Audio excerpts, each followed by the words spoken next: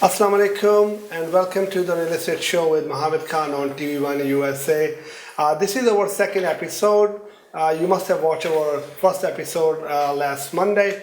As I've said before, this show is very unique and first time in the history of US where we are actually focusing on real estate matters such as finance, real estate, and legal. We have our distinguished guest in the show.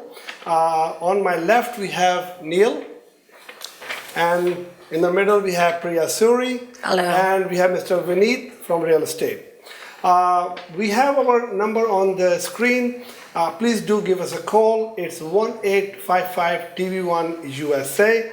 We would love to hear your comment and views, and we shall start question with Nehal. So Nehal, yes, welcome to the show again. thank you for having me. Oh, great you are here again, and I'm very much happy to have you. And you have done a great job last time and answered a lot of questions. People have asked about questions. Today's my first question is, who should buy a house and who should be renting? And you know, this is something very interesting question because I myself sometimes I see people in Long Island especially, if they are renting a house and it's like $3,000 a month, when you can see it on calculation, it's only what, $2,200 a month.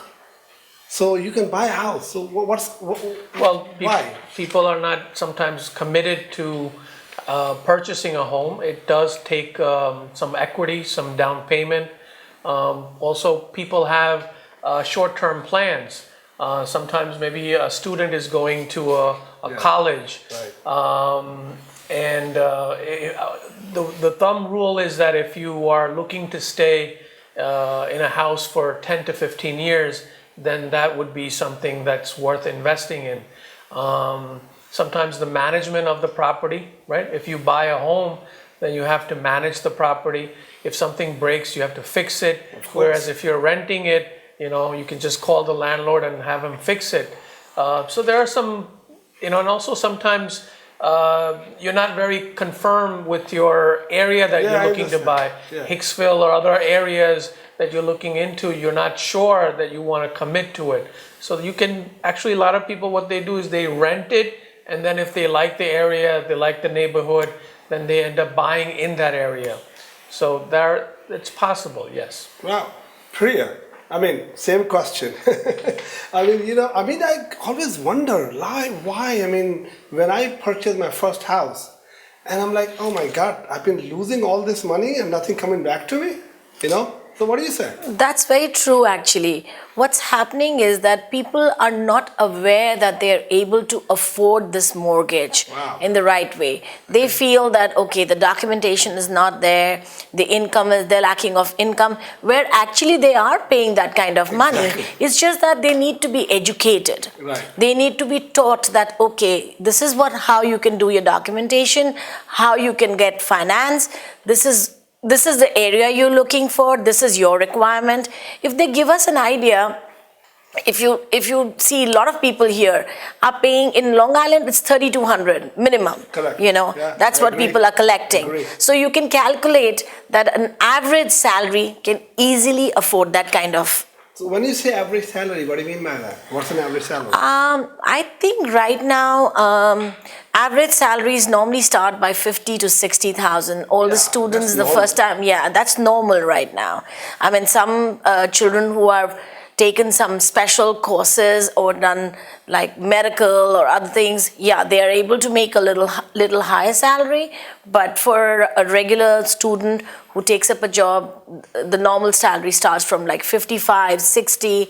They can buy properties. It's not that they cannot, but they need to be aware of it. So let me ask you this. So what's the formula of a $50,000 salary to get a house? Like how much can you buy a house for $50,000 salary? See, that is, we need to calculate because every area has different taxes. Okay. The property value in every area is different.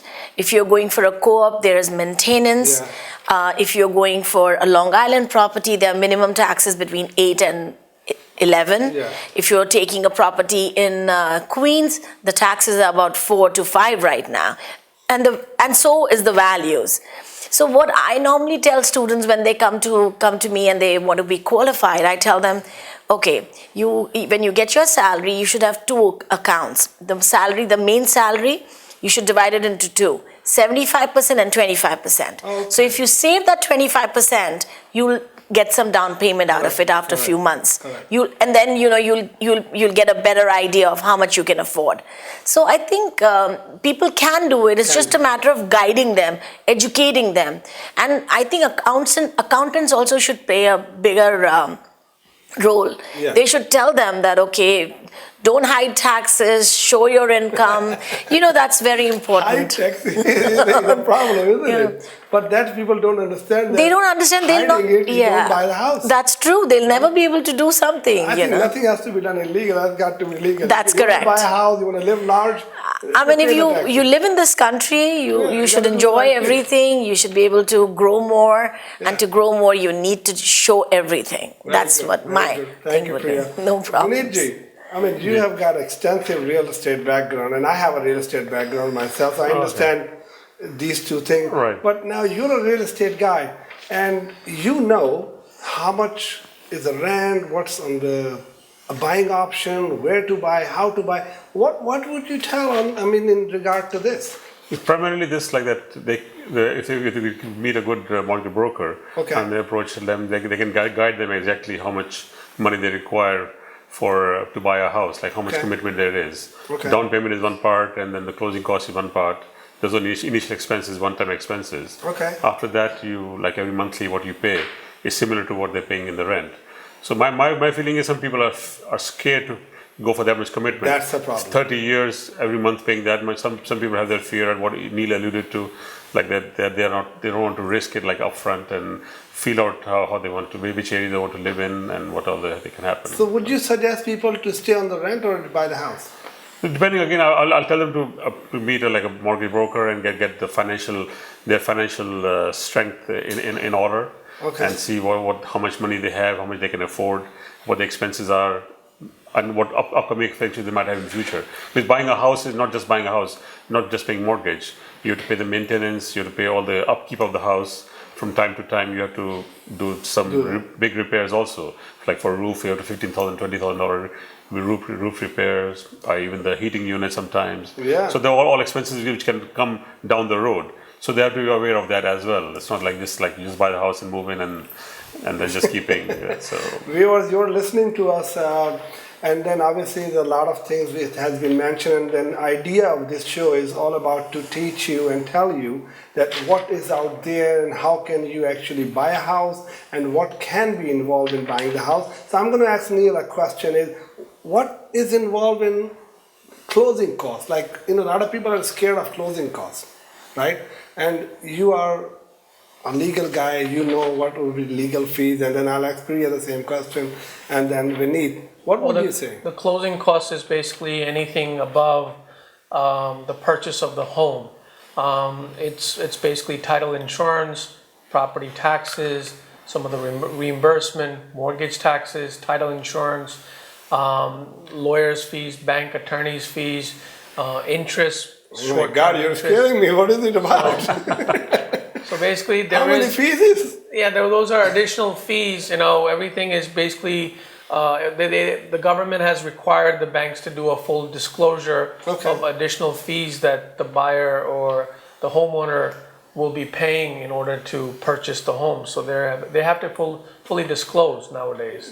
What is the percentage of closing cost between, let's say, if a property is $400,000, what's the closing cost? Again, depending on the taxes and stuff like that, it would vary anywhere between maybe $7,000, $8,000 to $15,000, depending not again on bad. the property taxes. But again, if you had a business or a property or anything, you need to have a little bit of a capital saved up, right? Yeah, You cannot of put course. every single Of course. dollar into your down payment. You need to have some reserve. And so these are just typical costs that you would incur at any purchase of any property. Because when I purchased my property, the legal guy, the lawyer guy, you actually doing all this closing, and I was looking at it, this fee, that fee, and oh my God, he said, don't worry about it.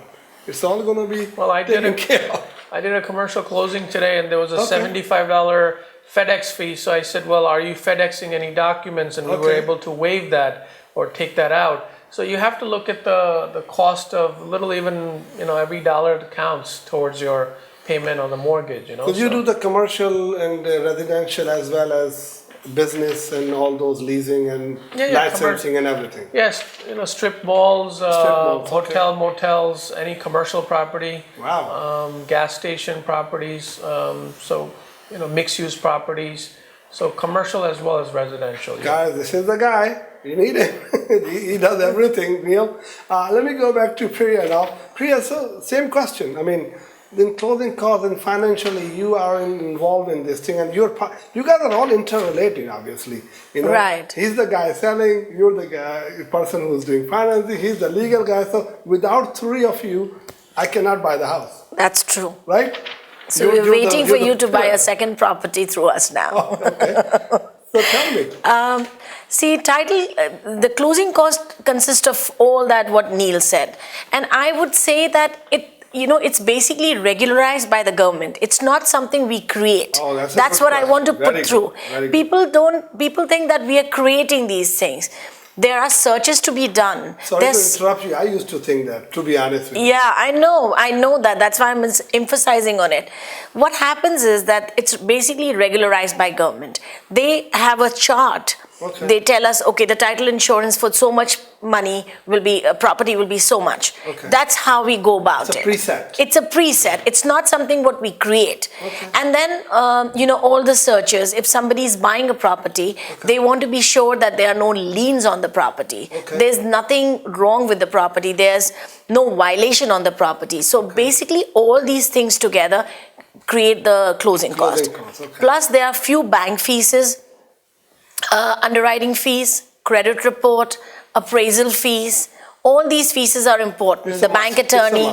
Yeah, I mean, I've seen people who come to me and say, Priya ji, we want to buy a property for $1 million, but we don't want to pay so much money to the bank attorney or the attorney. But they don't realize that they are the ones who are actually protecting them. Correct. In any case of, if the value doesn't come in or something happens, Neil is the person, the attorney, who's going to actually protect them. So, they should not worry about $200 or $300.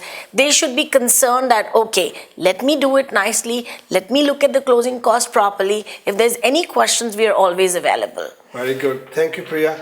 It is the time of that day, the break time, guys. So don't go anywhere. We'll be right back.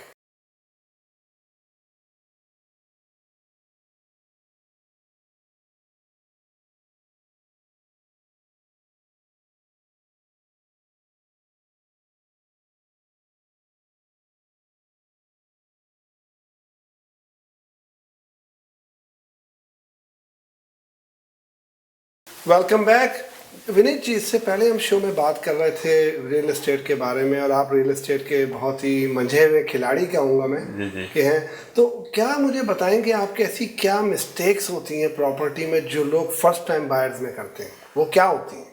हमारे viewers को पता होना चाहिए। First time buyer का उनको ये होता है कि वो बहुत सारी प्रॉपर्टी देखना चाहते हैं, एक ही मिस्टेक ये भी करते हैं। जैसे आपने पहले जाके फर्स्ट राउंड में आपके एजेंट ने आपको 3-4 प्रॉपर्टी दिखाई, उसमें आपको एक प्रॉपर्टी पसंद आ रही है, ठीक है, तो वो आप सोचते नहीं हम 5-6 और देखेंगे, 8-6 और देखेंगे, तो अगले हफ्ते भी देखेंगे। तो जो अच्छी प्रॉपर्टी जो होती है पहले, जो प्राइस वाइज जो होता है, वो फिर उनको नहीं मिल पाती। तो then they keep in the loop again, कि आगे बढ़ते जाते हैं कि they want to see more properties. तो what should they do? No, they should if they would like a property up front, first try में या second try में, they should commit to it and then go with it. So give a deposit. Or go for it, and okay, they want to buy the property and make an offer for it and start pursuing towards buying the property. मगर वो क्या होता है कि मतलब मैंने खुद अपनी में बात करूँगा, जब मैं घर ले रहा था मैंने एटलीस्ट 40-50 हाउस देखे होंगे, मगर यू राइट कि वो पहले वाला जो था वो निकल गया जी। जब मैं उसको देखने गया, कहने का इस पे तो डिपॉजिट हो गया, तो ऐसा हो सकता है कि हम को 3 घर पसंद आए जी, एक को इधर भी डिपॉजिट दिया, इधर भी दिया। डिपॉजिट कोई नहीं था, आप ऑफर ही डालते हैं पहले, तो ऑफर में कुछ पैसे नहीं देने? ऑफर को पैसे जैसे अच्छा, आपके फिर सही। एजेंट ऑफर डालता है अब दूसरे एजेंट को, अच्छा। And then you have negotiation की प्राइस आप प्राइस लॉक नहीं होते उसमें, मतलब वो बंदा लॉक कहता नहीं है यार होता। लेना आपने एक घर है 3 पे ऑफर डाल नहीं लॉक तभी होते हैं जब आप कॉन्ट्रैक्ट में जाते हैं, जो अटर्नी करते हैं जो ये मैं भी नील से हाँ, पूछूंगा, जो तो उसमें लीगली करते हैं। इसमें क्या मसला तो है? बेसिकली जो फर्स्ट टाइम बाय मिस्टेक जो करते हैं वो होता है कि दे डोंट हैव आइडिया कि what they should have a list कि उनकी क्राइटेरिया क्या है, स्कूल चाहिए, कितने बेडरूम चाहिए, घर कैसा होना चाहिए, किस एरिया, तो उसी हिसाब से they should have a clear idea in the mind. They first time buy comes out, वो they all over the place, उनको सब कुछ चाहिए, बड़ा घर भी चाहिए और ये भी चाहिए वो भी चाहिए, तो दे शुड हैव लिस्ट कि हमारा ये टॉप प्रायोरिटी ये है, सेकंड प्रायोरिटी ये तो है। आप जब फर्ज करें मैं आपसे घर खरीद, जी। आप मेरे को घर बेच रहे हैं, जी। तो प्रॉपर्टी टैक्सेस जो है वो बच्चे के स्कूल से बड़ा फर्क पड़ता है? हाँ उससे रिलेटेड होते हैं, होता है। काफ़ी हद तक उससे रिलेटेड तो अगर होते हैं। मेरे बच्चे नहीं हैं फर्ज जी, करें, जी, जी। तो मुझे फिर ऐसी जगह घर नहीं लेना चाहिए जहाँ के टैक्सेस आए। हाँ बट उसमें टैक्सेस हाई हैं, बट जो एरिया है वो अच्छा एरिया भी होगा, रहने के लिए अच्छा भी एरिया होगा। तो अगर आप वो आपको चाहिए कि पीसफुल एरिया हो, खुले मकान हो और क्लीन एरिया हो, अच्छा। देन आप ऑब्वियसली उस एरिया में रहेंगे। Fine you to pay extra taxes for that, आपके बच्चे स्कूल नहीं जाएंगे, they won't take advantage of that, but उसमें फिर आपको किस तरह का एरिया चाहिए, सुकून वाला एरिया चाहिए कि काफ़ी कमर्शियल एरिया चाहिए, अच्छा। तो उस हिसाब से क्राउडेड एरिया चाहिए, तो उसमें कम टैक्सेस होंगे, बट एटलीस्ट विल बी, तो वो आपके आउटलुक पे है। और एक और चीज़ मैं बोलना चाहूँगा जो फर्स्ट टाइम बायर का होगा कि they should see a like a mortgage broker पहले, फाइनेंशियल का person and their accountant and financial person to get an idea कि how much they qualify for. Pre qualify हाँ, प्री क्वालिफिकेशन वो बहुत ज़रूरी है, क्योंकि उसमें अगर आप 500 का मकान ले सकते हैं या 600 का ले सकते हैं या 450 का ले सकते हैं, तो उसमें फिर आपको आइडिया मिल जाता है। आप 600 का देख रहे हैं, आप क्वालिफाई 500 के लिए करते हैं, फिर आपको डिसअपॉइंटमेंट होती है फिर। Exactly. हाँ, वो आपने वो ताजमहल देख लिया पर आपको मिल कुछ और रहा है, तो फिर आपकी उम्मीद बढ़ जाती है। So नहीं that's तो what- वो प्रिया जी बैठी है ना, वो ताजमहल दिलवा देंगे, क्यों प्रिया जी? आई विश मैं नंबर्स क्रिएट कर सकती तो जरूर दिला देती। अच्छा नहीं, मतलब कुछ तो कर सकती होंगी ना। अगर मेरी 50,000 है तो आप 50 के बजाय 1 लाख दिखा दें, ऐसा ऐसे कैसे दिखा दूं मैं नहीं। आपको? देखिए जो Come on. पेपर पे आप दिखाएंगे मैं वही आगे वही उस पे करेंगे। उसी पे काम करूंगी। इसीलिए मैं कहती हूँ सबको कि इनकम को, जो इनकम है उसको दिखाएं, टैक्सेस पे करें, क्योंकि उसी से आगे बढ़ेंगे। अच्छा, आज मतलब ये एक किसको प्रॉपर्टी दिखाएं? लेंगे बेगम को तो ना दिखाएं ना। ना अंकल साहब को दिखाएंगे। देखे कुछ लोग जो है ना, जी। वो क्या करते हैं, बेगम को कह रहे होते हैं यार $2,000 कमाता हूँ, कमा 4 रहे होते हैं, तो वो जो दिखाएंगे पूरे 4,000, तो फिर क्या हो? नहीं, ऐसा नहीं है। बेगम ही समझाएंगी, बेगम ही बचाएंगी और आपका घर बनेगा। मतलब ये मैं फड्डा आपको नहीं बता होगा। दूं है फड्डा नहीं पुश होगा। करें। ना, बेगम ही पुश करेगी कि मुझे ये घर चाहिए। हाँ, जैसे जैसे विनीत ने ये बात बोली, मैं एक चीज जरूर बोलना चाहती हूँ। मैं हर किसी को बोलती हूँ जब वो पहली बार मेरे पास आते हैं, मैं उनको कहती हूँ कि it's not a dream house. ये आप अपने आप को अपनी इक्विटी बिल्ड करने के लिए घर ले रहे हैं। ये मत सोचें कि मुझे 5 बेडरूम्स चाहिए, मुझे 3 बाथरूम चाहिए। ऐसा देखिए कि आपकी रिक्वायरमेंट क्या है, बेसिक रिक्वायरमेंट और अफोर्डेबिलिटी। अपनी चादर से ज्यादा पैर फैलाएंगे तो फिर पेमेंट नहीं हो पाएगा, फिर प्रॉपर्टीज फोरक्लोजर्स में जाएंगी। या एग्जैक्टली, तो मैं वो काम सजेस्ट लोगों को कम ही करती हूँ। मैं उनको कहती हूँ आप पहले देखें, एक सैलरी के हिसाब से प्रॉपर्टी होनी चाहिए। अगर आप 2 जने कमाने वाले हैं तो एक को बचाएं और एक को खर्च करें। That's my way of teaching अगर आप people. ऐसा करती हैं प्रिया, honestly speaking, you are doing a great job, because not every financial person says that. What वो पूछे घर पसंद आ गया, हाँ ले लो ले लो। नहीं, मैं थोड़ा सा डिफरेंट करते। तरीके से मेरा बहुत अच्छा अप्रोच है, इसीलिए शायद ऊपर वाले की बहुत वो है मेरे पे कि मैं कहती हूँ कम करो, उतना अच्छा करो जितना अफोर्ड कर सको। Dream house banana may be another 10 years down the road, जैसे नील ने कहा कि एटलीस्ट 10-15 साल उसमें रहो, मे बी कम से कम 5 साल को रहना चाहिए ताकि उसकी क्लोजिंग कॉस्ट कवर हो जाए। वेरी गुड, राइट नील? नील, तो ये अभी जैसे अब बात हो रही है यहाँ पे क्लोजिंग कॉस्ट और ये फिर उसकी वो फर्स्ट टाइम मिस्टेक, तो लीगली क्या फर्स्ट टाइम मिस्टेक्स हैं? What can be those? People get emotionally excited हो जाते हैं, inspections नहीं करते। अच्छा, जो भी बस जाके जरूरत घर होती पसंद आया, है ले लिया और क्विकली आपको क्लोजिंग करना है। ये तो बड़ा इन्वेस्टमेंट होता है। हाँ, बिल्कुल। $400,000-$500,000 का घर होता है, तो वो एक जात का एक्साइटमेंट होता है, but still you have to emotionally be relaxed about it. और काफ़ी लोग मुझे जब उसने ऑलरेडी ऑफ़र दे दी है और ऑलरेडी एक्सेप्ट हो गई है, बाद में मुझे फ़ोन करते हैं कि भाई अभी एक घर, we like this one house. Usually if they would tell me a little bit ahead of time, maybe I would tell them कि भाई डाउन डिपॉजिट जो होती है, कॉन्ट्रैक्ट डिपॉजिट होती है, वो थोड़ा कम रखें. बिकॉज ऑल्दो वो एस्क्रो में रखती है, डिपॉजिट एस्क्रो में. एस्क्रो क्या होता है? वो जो सब हम डिपॉजिट रखते हैं तो वो लॉयर की एस्क्रो, ये फिड्यूशरी ड्यूटीज जो होती है, ड्यूटीज रिस्पॉन्सिबिलिटी होती है लॉयर की, तो उसके अकाउंट में वो पैसा रहता है. वो आप रखते हैं या दे देते हैं? हर लॉयर के पास काफी. आपके अकाउंट में तो मिलियन पड़े होंगे. नहीं हो गए, पर वो मेरे नहीं होते. वो मेरे नहीं होते, वो क्लाइंट के होते हैं. और जब क्लोजिंग होते तो हम दे देते, डिस्पर्स करते थे. यस, तो ये भी बड़ी इंपॉर्टेंट बात है. तो वो ऐसा भी हो सकता है ना कि लॉयर लेके भाग जाए. वो नहीं बोलूंगा. मालूम है पर नहीं बोलूंगा. बट यूजुअली 10% जो डाउन डिपॉजिट रखते हैं तो हम सजेस्ट करते हैं कि 5% रखो. इंस्पेक्शन करो, घर का इंस्पेक्शन करो. बहुत जरूरी है, बहुत जरूरी होता है. बहुत जरूरी. आप मतलब ये बहुत इंपॉर्टेंट आप जो सब बता रहे हैं, व्यूअर्स आप सुन रहे हैं, जैसे कि हमारे तीनों गेस्ट बहुत अच्छी बातें बता रहे हैं कि आप घर की इंस्पेक्शन करें, आप अपने इन्वेस्टमेंट जो करने जा रहे हैं बहुत सोच समझ के करें. और उसमें सबसे बड़ी बात यह कि spend what you can afford. सबसे बड़ी बात यही है ना. ऐसा नहीं कि $1 मिलियन का घर ले लिया, may be you can afford it, पर आपका हो सकता है और भी एक्सपेंसेस हो. आस पड़ोसी को ना देखें, अपने आप को देखें. अपने आप को देखें. और इसके लिए हमारे लिए बहुत ज़रूरी है कि ये जो हमने शो किया इसकी रीज़न यही है कि we want to educate you, we want to tell you कि क्या मिस्टेक्स हो रही हैं, क्या हो सकती हैं और क्या हो चाहेंगी. तो विनीत जी, अभी हम ये सब बातें कर रहे थे. अब एक चीज़ ये है कि अब लोग कहते हैं यार एक घर तो ले लिया जी, अब मुझे 2 और घर चाहिए. नहीं, वो तो पॉसिबिलिटी है. तो आप दो के 4 ले लें बेशक. उसके बाद तो लीगली सब कुछ, वो लीगली तो खैर मैं नील से पूछूंगा, मगर वैसे आप जो है वो अगर मैंने एक घर लिया है जी तो आप मुझे 2 और सेल कर देंगे? नहीं, मैं सेल नहीं करूँगा. मेरी जो अप्रोच भी है, जैसे सिमिलर टू प्रिया लेके जो बता रहे हैं कि you should able to afford it primarily. हाँ, मैं तो बेचने को तो मैं आपको 4 मकान दिला दूँ, आपको कॉन्ट्रैक्ट भी दिला दूँ और ये लोग बेच भी देंगे, किसी से मॉडल भी मिल जाएगी आपको, तो वो हो जाएगा काम. पर कल को आप फिर फंसे होंगे, आप you won't be able to meet your. तो आप मुझसे पहले पूछेंगे आपका पहला घर है? हाँ, पहला नहीं, पहला घर आपका है, आपको वो अब नया घर ले रहे हैं, किस लिए ले रहे हैं? बड़ा ले रहे हैं तो उसको पुराने घर का क्या करेंगे? उसको किराए चढ़ाएंगे या उसको बेचेंगे? तो अगर नया घर ले लें तो obviously that, because banks look at that also when they give you loan, they look at that also कि आप जो नया घर ले रहे हैं वो आप इन्वेस्टमेंट पॉइंट ऑफ व्यू से ले रहे हैं या अपने आप को अपग्रेड कर रहे हैं. अच्छा, वेरी गुड. हाँ, कि अगर आप पहले 3 बेडरूम थे, अब आपको 5 बेडरूम में जा रहे हैं, मतलब कि थोड़े एक्सपेंसिव बेटर स्कूल एरिया में जा रहे हैं, तो वो bank look at that also to when they.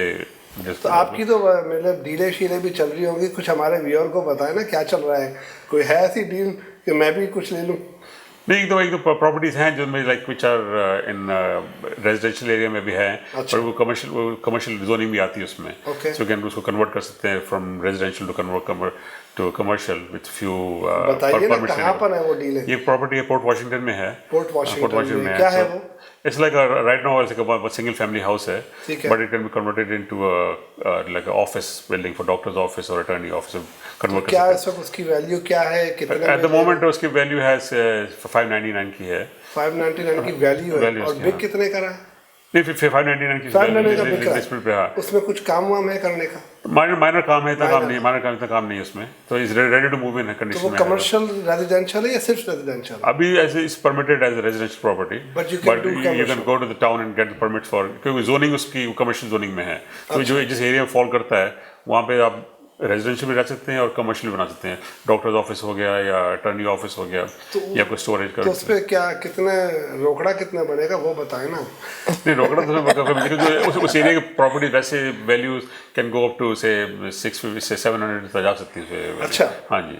तो थोड़ा सिर्फ ये कि वो जो आप बता रहे हैं कि जोनिंग है और सब कुछ है, इजाजत ले ली, तो 599 का अगर मैं लेता हूँ और कमर्शियल की इजाजत ले लेता हूँ, जी, after that I just sell it for 700 for example. I am not saying it is, maybe around that figure like 650 700 जा सकता है. गाइस, आपके पास बड़ी अच्छी अपॉर्चुनिटी है और विनीत जी का नंबर स्क्रीन पे आ रहा है. ये एक बता रहे हैं कि 599 में हो सकता है, उससे पहले मैं ले लूँ. हम जस्ट जोकिंग.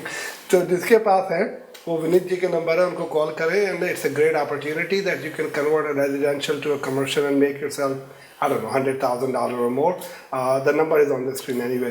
प्रिया जी, अब एक साहब ने एक घर ले लिया, जी जी, अब वो दूसरा घर लेने जा रहे हैं जी, ठीक है, तो आप फाइनेंशियली उसमें क्या करती हैं ऐसा, मतलब कि what he has to show, क्या इन्वॉल्वमेंट है? देखिए जैसा कि विनीत ने कहा कि अगर एक प्रॉपर्टी ऑलरेडी है उनके पास तो वो क्या करना चाहते हैं, वो इन्वेस्टमेंट के लिए लेना चाहते हैं या अपने आप को अपग्रेड करना चाहते हैं कि भाई आज 2 बेडरूम का घर है अब वो 4 बेडरूम में जाना चाहते हैं. Depending on all that paper work की उस तरह की रिक्वायरमेंट होती है. मैंने देखा है वो एक लेके दूसरा रेंट पे चढ़ा देता है. हाँ चढ़ा देता है, लेकिन उसमें भी एरिया पे डिपेंड करता है. ऐसे लोन नहीं मिल जाता. अगर जैसा कि विनीत ने कहा कि पीसफुल एरिया चाहिए. टैक्सेस जहाँ ज़्यादा है वो पीसफुल एरियाज ऐसे नहीं है, स्कूल्स की वजह से ही नहीं है, वो लोगों की वजह से भी है. अच्छा. कई बार क्या है वहाँ पर थोड़ा बड़े उम्र के लोग रहते हैं तो वहाँ थोड़ा पीसफुल ज़्यादा है. कई लोगों को डिपेंडिंग ऑन, या किसी की, जैसे बहुत से लोग मेरे पास आते हैं जो मुझे कहते हैं हमें मस्जिद के पास घर लेना है क्योंकि हमारे घर में बड़े हैं. तो वो हाँ वो प्लेस ऑफ वर्शिप हो, कोई मस्जिद हो, गुरुद्वारा हो, मंदिर हो, कहीं भी हमें उसके पास घर लेना है. तो मैं जब देखती हूँ और मैं उनको बताती हूँ कि अच्छा इस एरिया में ऐसा कुछ है, आपको कहाँ लेना है, अपने एजेंट को बताएं कि आप इस एरिया में इस तरह के में घर आपको मिलेगा. वो सिर्फ इसलिए बताती हूँ कि उनके घर में बड़े बुजुर्ग हैं. हाँ. अब वो तो पूरे दिन 24 घंटे काम करते हैं, आपको पता है यहाँ की लाइफ कैसी है, तो वो ले जा सकते तो है नहीं, तो वो अपने आप पैदल चले जाएंगे. दैट इज वन थिंग, इसीलिए लोग लेते हैं. बाकी अगर इन्वेस्टमेंट प्रॉपर्टी लेते हैं तो काफ़ी तरीके हैं जिससे लोन मिल जाता है, बट सब कुछ डिपेंड करता है वहाँ का रेंटल इनकम क्या है. अच्छा. जैसे क्वींस का रेंटल इनकम, नासा काउंटी का रेंटल इनकम, उस पर डिपेंड करता है आपका लोन. तो अब फर्ज करें जैसे हम अभी बात कर रहे थे कि 50,000 मेरी सैलरी है, घर मैंने ले लिया, अब मुझे रेंटल जो है विनीत जी ने बताया बड़ा ज़बरदस्त रेंटल प्रॉपर्टी है और $3,000 रेंट आ रहा है. पहली बात तो 50,000 में कौन सा घर लिया आपने, मुझे उसकी डिटेल बताया. अच्छा एक घर लेना चाहते हैं आप? एक ले लिया मैंने, आपने दिलवाया था. अच्छा 50,000 सैलरी पे मैंने एक घर दिलाया था. दिया मुझे, रह भी रहा हूँ मैं, रह भी रहे. विनीत जी ने बड़ी अच्छी डील दी है. अच्छा. वो कह रहे हैं भाई खान भाई ये वाला आप घर ले लें, $3,000 रेंट आएगा. अच्छा. ठीक है. अच्छा. इन्होंने सोल्ड कर दिया है मुझे. अच्छा. मैं कैसे लूँ? तो पहले तो मुझे ये बताया कि वो मल्टी फैमिली है कि सिंगल फैमिली है? उन्होंने बताया ऊपर नीचे कुछ है, वो लीगल टू फैमिली. ठीक है. और डाउन पेमेंट क्या है आपके पास? क्योंकि इन्वेस्टमेंट प्रॉपर्टी में हमें कम से कम 15% डाउन पेमेंट चाहिए. जी. 15% सीजन मनी होना चाहिए, बैंक में रखा हुआ पैसा होना चाहिए. बिस्तर के नीचे रखा हुआ पैसा नहीं चलेगा. तो सबसे बड़ी चीज है कि लीगल तरीके से पैसा रखा होना चाहिए. उसमें कोई गिफ्ट नहीं दे सकता. मतलब कि अगर आज आप चाहें आप घर ले रहे हैं, नील आपको गिफ्ट कर दे या कोई भी आपके फैमिली वाले कोई गिफ्ट कर दे, वो चीज़ नहीं चलती. इन्वेस्टमेंट प्रॉपर्टी में पैसा अपना ही होना चाहिए. ठीक है. आपको मैं यहाँ पे रखूँगा, हमारा फिर ब्रेक का टाइम हो गया है व्यूअर्स, तो हम आपको दोबारा ज्वाइन करेंगे. कहीं मत जाइएगा. TvOneUSA. Thank you.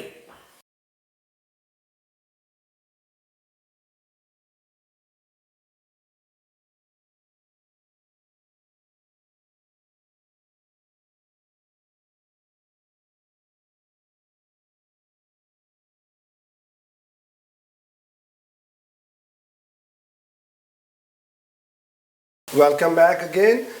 हम वहीं से सिलसिला जोड़ते हैं. प्रिया जी, आपसे जो सवाल चल रहा था तो उस पर थोड़ा सा एलेबोरेट करें, हमारे व्यूअर्स सुन रहे हैं. तो आप बता रहे थे अभी. जी प्लीज़ कैरी ऑन. तो मैं यही बता रही थी आपको कि इन्वेस्टमेंट प्रॉपर्टीज़ जो भी लेते हैं उसमें पहली बात तो पैसा अपना होना चाहिए. आप गिफ्ट नहीं ले सकते. जो गिफ्ट देता है वो भी टाइटल में होगा और वो भी मोर्गेज में जाएगा.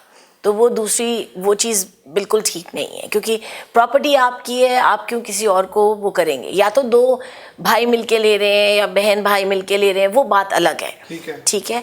और जहाँ तक रेंटल इनकम की है, मैं चाहूँगी कि आपके पास एटलीस्ट 6 महीने के पैसे आपके पास रखे हों कि अगर कल को नहीं रेंट के, ताकि अगर कल को कोई 2 महीने आपका बाद चला जाए बंदा कि भाई मेरे को अब रेंट नहीं चाहिए, मुझे अलग चाहिए, मुझे यहाँ मज़ा नहीं आ रहा या मेरी कम्यूट दूर है, तो आप उस चीज़ को अफोर्ड कर सकें. ऐसा ना हो कि कल को आप मतलब पेमेंट ना कर सकें तो आपका मोर्गेज में प्रॉब्लम आए। Foreclosure पे चलता है। फोक्लोजर तो खैर इतनी जल्दी नहीं होता है, बट आपकी क्रेडिट हिस्ट्री तो खराब होती है। अगर एक लेट पेमेंट होगा मतलब आप 30-40 पॉइंट के नीचे चले जाएंगे। wow. So you have to be very careful about that. Delinquent payment नहीं होनी चाहिए। बिल्कुल नहीं होने चाहिए किसी भी चीज में। इवन क्रेडिट कार्ड का अगर $5 का पेमेंट है मेसीज का, तो वो भी टाइम पे देना चाहिए। अदरवाइज ना खोले ना इतने क्रेडिट कार्ड्स। आपको बेसिकली 4 क्रेडिट कार्ड चाहिए होते हैं 4 मैक्सिमम, चार और मिनिमम 2। बताएं। मतलब कोई भी आप कोई 4 भी चार क्रेडिट होने कार्ड्स चाहिए, रखें ठीक है। और मिनिमम 2 रखें। 24 महीने के 2 क्रेडिट कार्ड्स आपके पास होने उसको चाहिए। मैक्स आउट ना करें। नहीं नहीं, बिल्कुल भी नहीं। उसको 30% से ऊपर ना ले जाएं। वाह। क्रेडिट स्कोर आपके खराब हो जाएंगे। अच्छा, लोग आते हैं ठक बस क्रेडिट उसको जैसे ही आते हैं $10,000 चलो बेगम नहीं, पर बात इसी- करो। 11 खर्च देते हैं उसमें। हाँ। पूरी फुल स्प्री होती है। जी, जी, Shopping जी। स्प्री होती है। नहीं, नहीं, नहीं, उनको बिल्कुल ये भी नहीं। ख्याल होता कि बाकी ये पेमेंट- $10,000 वापस देना है, हाँ। राइट। और पीछे रेंटल इनकम का देना है, मॉर्गेज देना है, बच्चे की फीस देनी है, डॉक्टर का ये देना है। It's a lot. इवन जैसे कई बार ये डॉक्टर के पेमेंट्स आते हैं, कलेक्शंस में जाते हैं, लोग पे ही नहीं करते। फिर जब मोर्गेज के टाइम आता है, क्रेडिट सारा आ स्कोर जाता नीचे है। चला जाता है, सब सामने आता है। प्रिया जी हमें तो पता ही नहीं था, हमें तो चिट्ठी नहीं आई। अरे भाई चिट्ठी तो आई थी, हमने उसको ध्यान से देखा नहीं, हमने सोचा ऐसे ही झूठ सच है। वही ना, चिट्ठी आई है हाँ, बड़े बस। दिनों के बाद। हाँ, बिल्कुल बिल्कुल। फिर ये चक्कर होता है। अच्छा नील, ये अभी हम इस मौजूद पे बात कर रहे हैं, तो लीगली जो ये घर ले लिया सेकेंडरी, तो लीगली इज ऑल ओके, मतलब कोई मसला तो नहीं है इसमें? नहीं, I mean, a lot of people actually do this कि पहले वो जैक्सन हाइट में और कोऑप में और रेंटल में रहते हैं, देन प्रॉपर्टी बाय करते हैं, देन बाद में वो प्रॉपर्टी जो रहते हैं वो रेंट पे करके बड़ा घर लेते हैं, राइट। वो भी हो सकता है, इनकम अच्छी हो जाती है। मेरा क्वेश्चन ये मतलब कि जैसे आपने एक साहब ने घर लिया रेंटल पे, अच्छा वो फिर उस रेंटल को उन्होंने किसको, बाहर गवर्नमेंट को ही बताना है, क्या करना है, वो प्रोसीजर क्या है? मतलब फर्ज करें कि do you have to tell someone about that someone is on rental? Yeah, that's a good thing, right? I mean, वो रेंटल इनकम से जो आपको अच्छा नेक्स्ट हाउस भी मिल सकता है ना। दिखानी पड़ेगी ना, इन्वेस्टमेंट तो अच्छा होता है ना। दिखानी पड़ेगी। हाँ, और ना दिखाए तो ना दिखा नहीं सकते, आई थिंक। नहीं, आपको टैक्स रिटर्न्स में दिखानी चाहिए। दिखाएंगे इसलिए दिखानी चाहिए ताकि अगर कल को आप तीसरी प्रॉपर्टी लेना चाहते हैं तो वो इनकम आपके काम आएगी। अच्छा, आप इस तरीके से सोचें, एक के बाद एक आगे बढ़ना है तो सब कुछ सही तरीके से करेंगे तो आगे कभी मुश्किल नहीं आएगी। तब ये नहीं होगा कि प्रिया जी अभी मैं क्या करूं, मैं फंस गया हूं, तभी मैं कैसे करूं। तो वो जो भी चीज़ करनी है अच्छे सही तरीके से टैक्स रिटर्न्स भरें ताकि आगे ले सके, तो कोई लीगल प्रॉब्लम ना आए। तो नील ये जो फोरक्लोजर होता है, ये मतलब आप तो खैर एक्सपर्ट है इसमें, तो ये फोरक्लोजर का एक प्रोसेस है, क्या होता है ये, मतलब how long it takes? I mean usually 3-4 months जो आप बिहाइंड हो जाते हैं तो then you start getting letters from the bank कि भाई आप डिलिक्वेंट है, पेमेंट नहीं किया आपने। अच्छा। बाद में फिर से वो पेपर्स भेजेंगे, लॉसूट होगा। Really?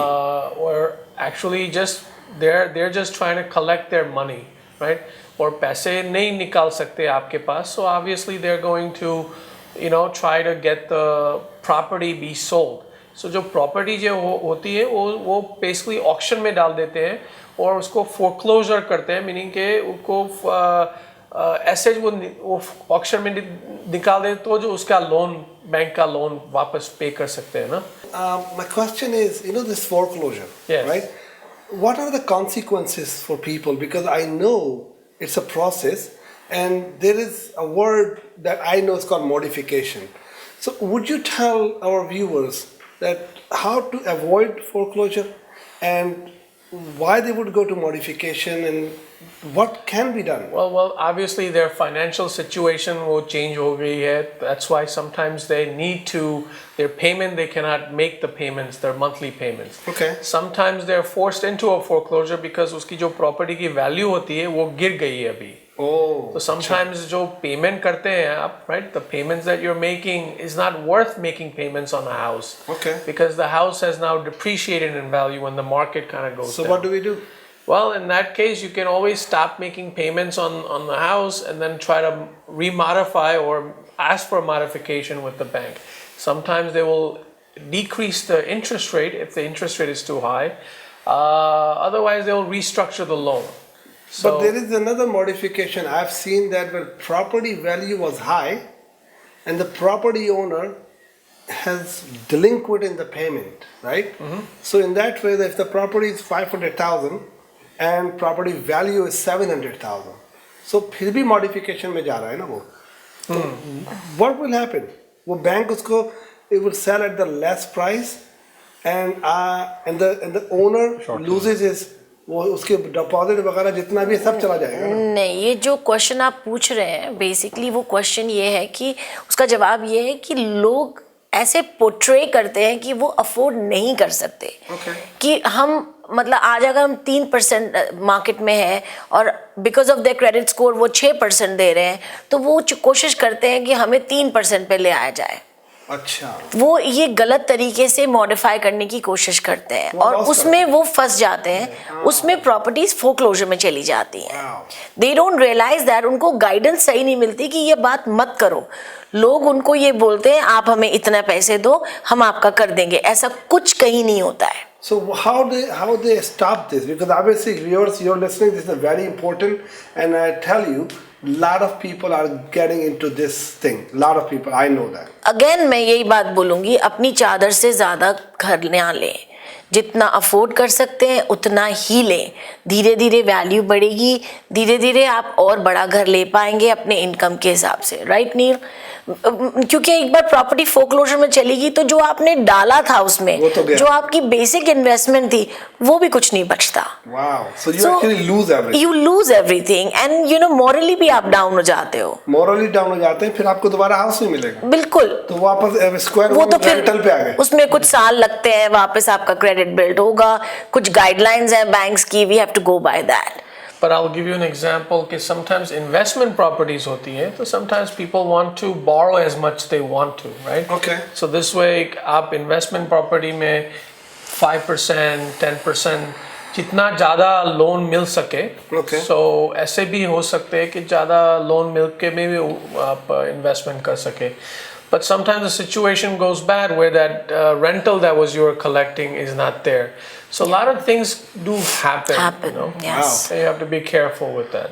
तो विनीत जी आप कुछ कहना चाह रहे हैं जी? और कई बार लोग भी होते हैं कि जैसे आप उन लोग मिसगाइड करते हैं कि हमने मॉडिफिकेशन करवा लिया, हमने पेमेंट नहीं की, हमारे एक बंदा है हम उसको करवा लेंगे, you give us this amount of money, आपका लोन जो 4 लाख का लोन है उसको 3 में ले आएंगे. अच्छा, डेब्ट कंसोलिडेशन की बात कर रहे हैं. जो भी नहीं, अगर लोन अगर नहीं है जो आपका मॉर्गेज लोन है 4 लाख के करीब है, 5 लाख के करीब है, हमने करवाया किसी से, वो उसने 3 लाख का कर दिया है और बैंक ने हमारी किस्तें कम हो गई हैं व्हाटएवर. सो वो लोगों को उस चीज़ में फंसना नहीं चाहिए. पर वो सही है गलत है? वो गलत चीज़ है. कोई ऐसी जैसे प्रिया ने बोला कि कोई ऐसा कर नहीं सकता कि आपको लोन कम करवा दे. सो वो बेटर है कि आप किसी क्वालिफाइड मॉर्गेज ब्रोकर पे जाएं या बैंक के पास जाएं या अटर्नी को मिलें एंड ट्राई टू अंडरस्टैंड कि क्या उसके इफेक्ट क्या हो सकते हैं. अगर आपने पेमेंट करनी बंद कर दी या कुछ इफेक्ट हो, जैसे मतलब लगा आपको फोरक्लोज में चला जाएगा, आपकी क्रेडिट से खराब हो जाती है, तो उसका उस तरह से लोग फंस जाते हैं. They lose their house basically. Wow. So Nehal, do you represent people in court about these all legal? Well, I mean, yeah, foreclosures. I mean, before it usually gets to a foreclosure or even forecloses on the property, sometimes they try to sell the house, right? Okay. So Short sale. You can also do short sale. What do you where mean by short sale? Short sale is that let's say you owe $400,000 on the mortgage, but the bank is willing to take less amount on the outstanding mortgage amount. तो वो 300,000 में भी वो बिक सकता है. So this way they are eating up a lot of interest. Maybe principal they will probably still get it. But at least on the interest they'll try to waive the interest. So you know the bank is owed 400, but they'll take less money in order to get. So does it go against your credit?